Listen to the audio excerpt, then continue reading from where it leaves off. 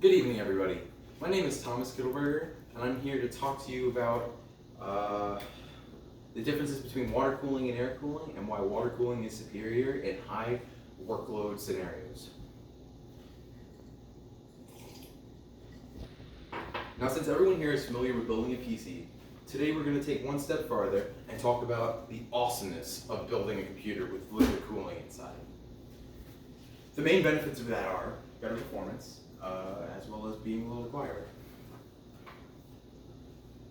Alright, so back in the old days, there were computers most of the time did not have coolers on them. They were just running as is because they were old, small, and garbage. And but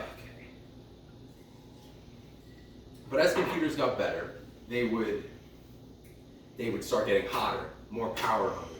And eventually they needed to start putting heat sinks on them. Now heat sinks are the more basic, cheap, easy, quick way to go about cooling a computer. It's basically strapping a metal block onto your computer to make sure that it doesn't burst into flames. Now, the more elegant, quiet, cheap, and beautiful way of going about doing this is water. Now, Watercool. You might be like, that's kind of expensive, right? Isn't that expensive? It looks so much better than air cooling.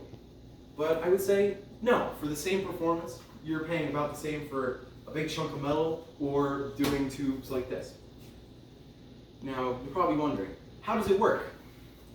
Well, it works by basically, very quick and easy, by pumping water, or a fluid of your choice, a color, around the different components in the computer, from the graphics card to the processor. Then it would just go to the radiator, which blows the air out of the case and keeps everything nice and chilled.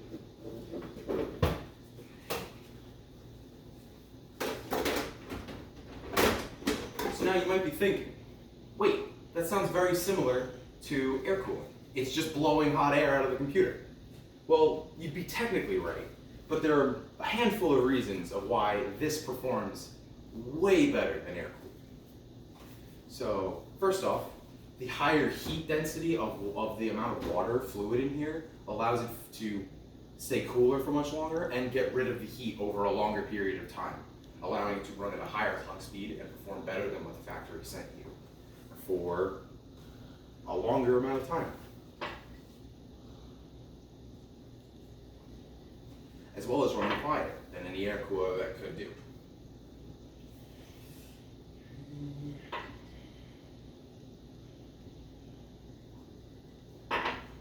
Well,